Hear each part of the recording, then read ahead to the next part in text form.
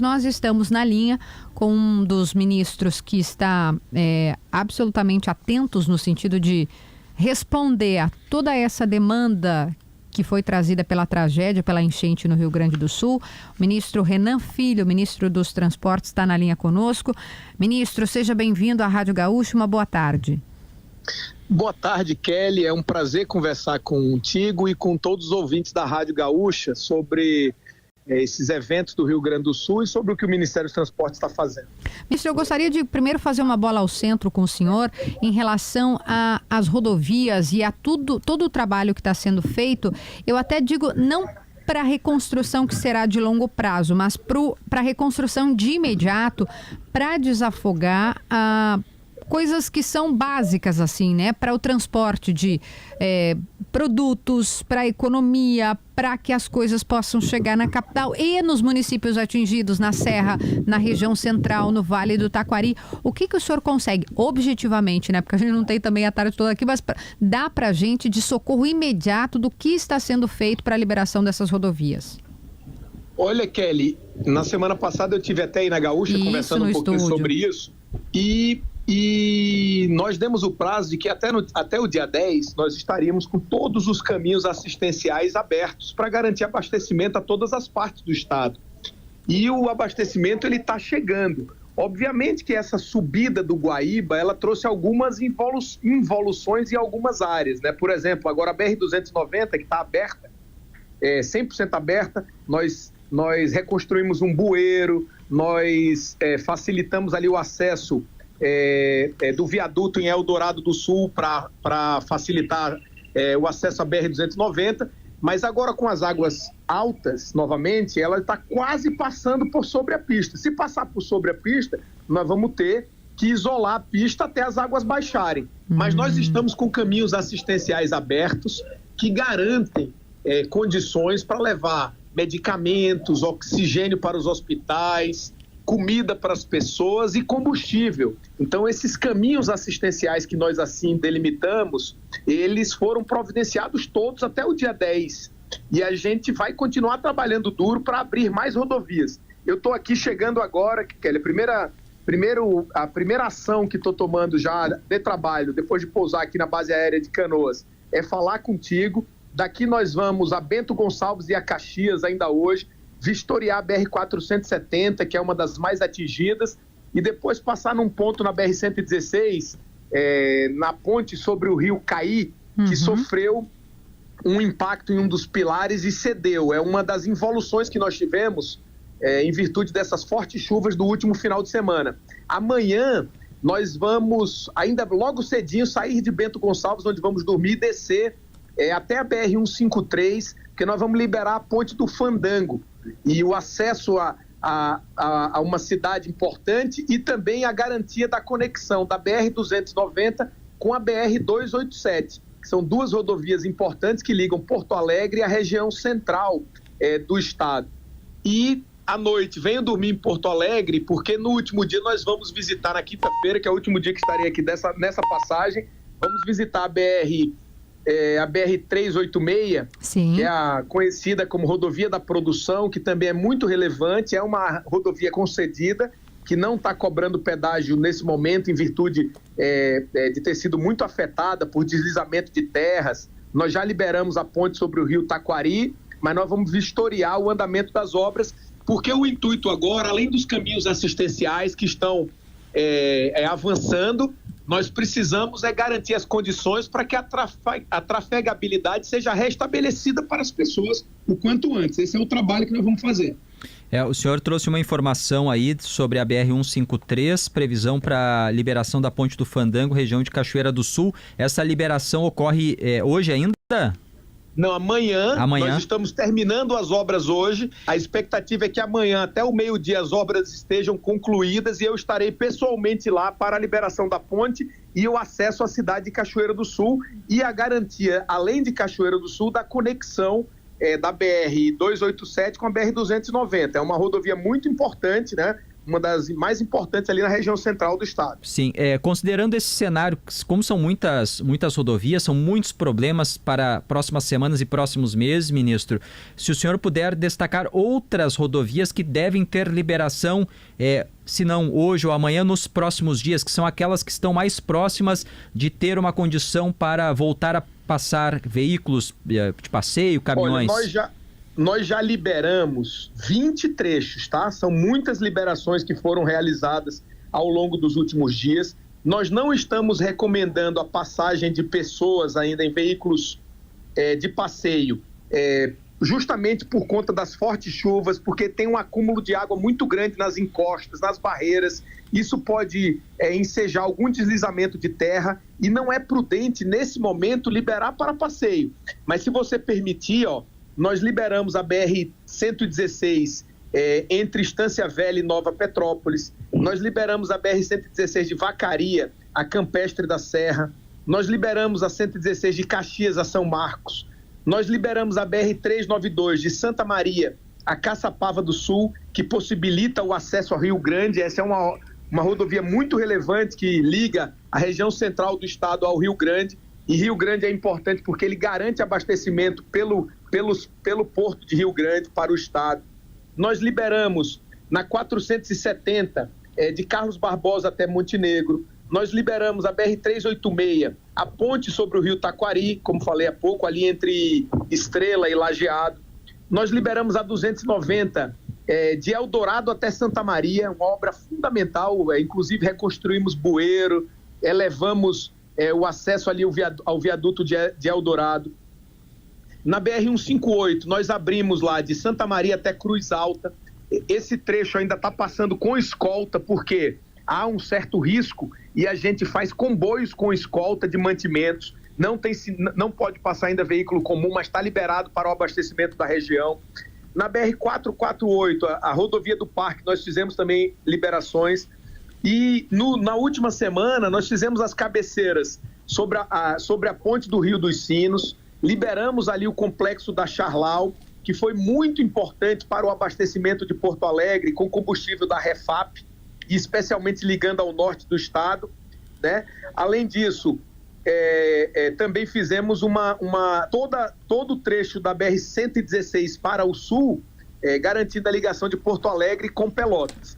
Então, essas liberações foram elas, Kelly e Leandro, que garantiram que o estado tivesse abastecimento. Essas, mais as liberações que foram feitas pelo governo do estado do Rio Grande do Sul e as liberações de algumas rodovias municipais. O somatório de esforços impede que essa crise que gerou uma enchente e afastou as pessoas das suas casas e trouxe muitos danos, fechou o aeroporto, que essa crise se replique em outras crises, que seriam crise de desabastecimento, crise de falta de combustível, crise de falta de alimentação. Então a gente está conseguindo evitar essas outras crises. Até, ministro, tem uma atualização aqui do jornal Correio lá de Cachoeira do Sul, com fotos já, inclusive. Hoje de manhã, 10 horas, foi liberada já a ponte do Fandango na BR-153 no sistema de pare e sigue. Inclusive tinha motoristas desde cedo lá na ponte esperando a liberação. Isso é um processo intermediário para a liberação que a gente vai fazer amanhã. Amanhã daí nos dois sentidos. Nos dois sentidos, e uma liberação mais ampla e quem sabe até sem o pare e siga, tá? Tá certo. Aí é uma informação importante. Leandro, importante. Só para esclarecimento, o processo de liberação, ele é um processo contínuo, não é um processo que tem uma liberação estanque. Ele vai liberando parcialmente. Então, assim que a gente garante a liberação, a gente já vai liberando para tirar a cidade do isolamento. Mas amanhã nós teremos liberado nos dois sentidos. Tá certo. Perfeito, é um ponto importante. Aí para todos os veículos, né? A gente espera liberar para todos os veículos, mas está sendo também feito hoje, Kelly, uma vistoria na rodovia, claro.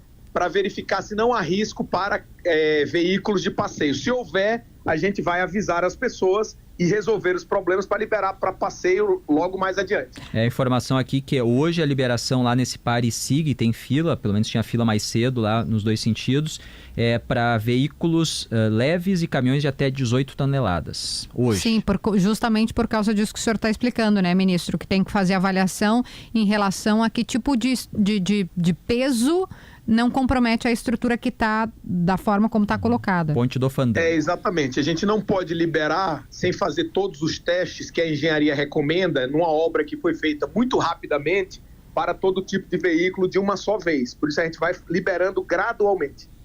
Perfeito. Ministro, daí falando num processo que é um pouco mais de médio ou longo prazo, né? O que o senhor pode também dizer para os gaúchos? Eu lembro dessa entrevista que o senhor esteve aqui no estúdio, porque a estimativa é de um investimento, ou da necessidade de um investimento muito grande para poder acontecer. E a gente sabe que quando é coisa pública, por uma série de razões, o trâmite é mais lento, é mais burocrático. O que o senhor já consegue adiantar para a gente de reconstrução, de ponte ou de ligação mesmo entre municípios asfálticos? O que dá para dizer do que vai ser feito no médio prazo? Olha, o presidente Lula editou uma medida provisória liberando 12 bilhões de reais para os ministérios investirem aqui no Rio Grande do Sul. Desses 12 bilhões de reais, o Ministério dos Transportes recebeu 1 bilhão 190 milhões para as ações emergenciais e para a reconstrução.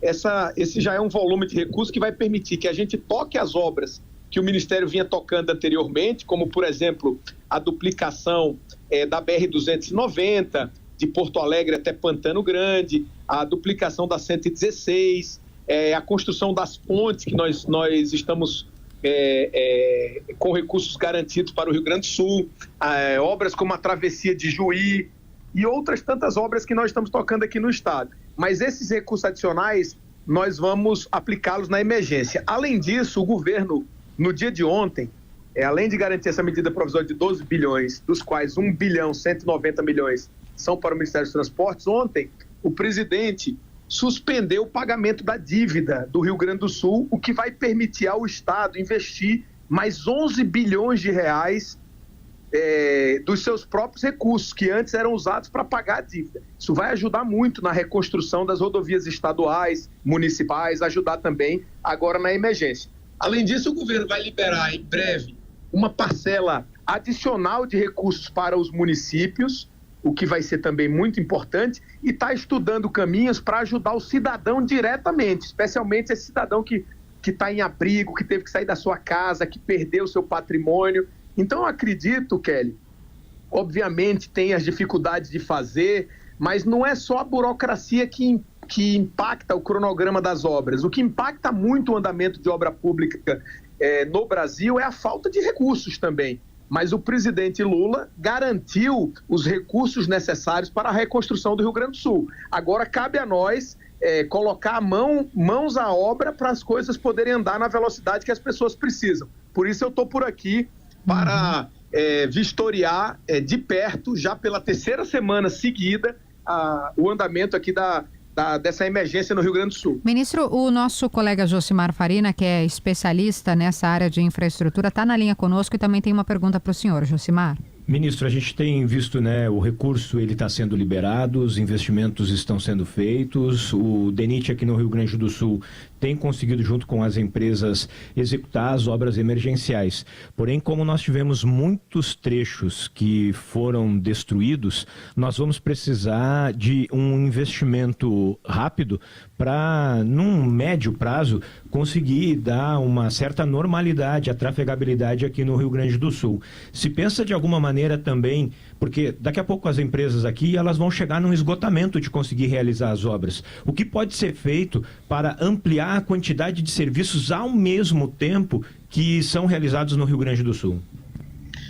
Olha, Josimar, nós ainda não chegamos nesse ponto, mas o Brasil tem muita condição de trazer empresa nova para cá se as empresas daqui não conseguirem tocar as obras. Isso aí não tenha dúvida. A gente tem condição de tocar com as empresas que estão, o que o Ministério e o Governo Federal precisa é ter condição de pagar. Eu, inclusive, fiz uma visita ao presidente do Tribunal de Contas da União para verificar se a gente tinha condição de ter uma contratação excepcional aqui no Rio Grande do Sul. Ao invés da gente fazer um monte de contratos emergenciais, que muitas vezes não encontram possibilidade para achar descontos com relação às obras, porque são feitos rápidos, emergencialmente, talvez uma solução mais econômica para a União e melhor para o Estado fosse a gente ter a possibilidade dada pelo TCU, por meio dessa calamidade, de uma situação especial, da gente ampliar o contrato de manutenção em mais de 25%. Isso seria bom por 2 motivos. Primeiro, que a gente contrataria as obras mais barato, porque elas tiveram uma concorrência e deram um desconto. E a gente aditivaria os contratos com desconto. E segundo, a gente saía do risco de contratações emergenciais. Isso é por um lado, para responder o que você pergunta. E o segundo é que o presidente ontem editou também uma medida muito importante que garante 50 bilhões em operação de crédito, que pode ser tomada também pelas empresas de construção civil para se capitalizar para fazer as obras enquanto os recursos chegam. Eu acho que essas medidas são importantes, mas se tiver dificuldade, tem empresas de estados vizinhos, Santa Catarina, Paraná, São Paulo mesmo. O Brasil não tem, no momento, dificuldade de empresas de construção para esse tipo de obra, de reconstrução. Josimar, mais alguma questão? Eu achei importante isso e de que maneira isso podia se dar de uma forma mais rápida, né, ministro? Porque o que a gente tem percebido é isso, né? A gente precisa, esses caminhos que estão sendo desobstruídos, eles estão sendo desobstruídos de forma emergencial. E o senhor traz aqui uma possibilidade de que maneira vocês conseguiriam já implementar essa possibilidade à medida em que, como referimos aqui, né, nós precisamos de médio prazo nós voltarmos a ter essa trafegabilidade nas nossas rodovias. Em que nós já está estamos trabalhando nisso, Josimar, a grande involução que houve nos últimos dias foi a subida das águas do Guaíba. Se as águas não tivessem subido mais, eu acredito que agora, com esse ciclo de dias sem chuva, elas vão baixar e eu espero que elas não voltem a subir. Se as águas não subirem mais, nós vamos evoluir muito rapidamente. Nós tivemos aí algumas involuções nos últimos dias, por exemplo, a ponte sobre o Rio dos Sinos voltou a ficar alagada, a BR-290 voltou a ficar alagada, e isso atrapalha, porque a gente tem que retrabalhar onde já tínhamos trabalhado, para liberar emergencialmente. Porque se elas não tivessem sido alagadas, se a água estivesse baixando, a gente já estaria trabalhando na própria reconstrução, né? Isso, a ponte do Rio, sobre o Rio Caí, que não tinha na primeira enxurrada sido danificada, mas nessa segunda ela foi. Então a gente sofreu um repique climático nesses últimos final de semana e isso atrapalhou um pouquinho, mas tenha certeza que eu tive lá, acho que até conversei contigo, e dei aquele prazo de termos os caminhos emergenciais abertos no dia 10, cumprimos o prazo, e se a gente tiver um ciclo de dias com o Guaíba baixando, nós vamos avançar bastante, e eu espero em 15, 20 dias, se as águas continuarem baixando, eu já tenho um cenário para mostrar para o povo do Rio Grande do Sul, para vocês da Gaúcha, que a gente tem condição de dar resposta rápida e que o DENIT está preparado para isso, com as condições que o presidente Lula deu. E nas rodovias concedidas, porque por enquanto aqui no Rio Grande do Sul a gente tem o caso da CCR Via Sul, a gente tem o caso da Ecosul, que estão fazendo os seus investimentos, mais a CCR Via Sul, porque a 386 teve vários pontos em que a estrada foi levada pela água. Esses investimentos que estão ocorrendo por enquanto são 100% privados, o governo vai fazer aporte nos contratos? Os investimentos que estão acontecendo agora são privados, mas obviamente se tiver tido danos excepcionais, extraordinários, nós vamos conversar com as concessionárias. Os contratos são claros quanto a esse tipo de eventos. Então nós vamos respeitar os contratos, como fazemos em todos os momentos, e conversar com as concessionárias. Por isso, Jucimar, na quinta-feira eu vou dedicar a visita 386, que é das nossas concessões, aquela que está mais afetada. Já teve liberações, já liberou a ponte sobre o Rio Taquari, teve várias outras liberações, mas a gente precisa ter um cronograma claro e nós vamos cuidar das rodovias do DENIT e também das rodovias concedidas pelo governo federal. Esse é o nosso papel e é para isso que nós estamos aqui. Eu falei há pouco, daqui eu vou para Bento Gonçalves e para Caxias. Amanhã nós vamos lá na BR-153 e na quinta-feira nós vamos visitar a BR-386. Perfeito. Ministro, o senhor então já faz essa visita no Rio Grande do Sul, né? Imagino que provavelmente vai vir outras vezes, já que a gente está diante de algo que vai exigir muito tempo e muita dedicação das autoridades. E eu reforço aqui que o espaço está aberto para que a gente possa, acima de tudo, prestar um serviço aos nossos ouvintes. Muito obrigada pela participação aqui conosco.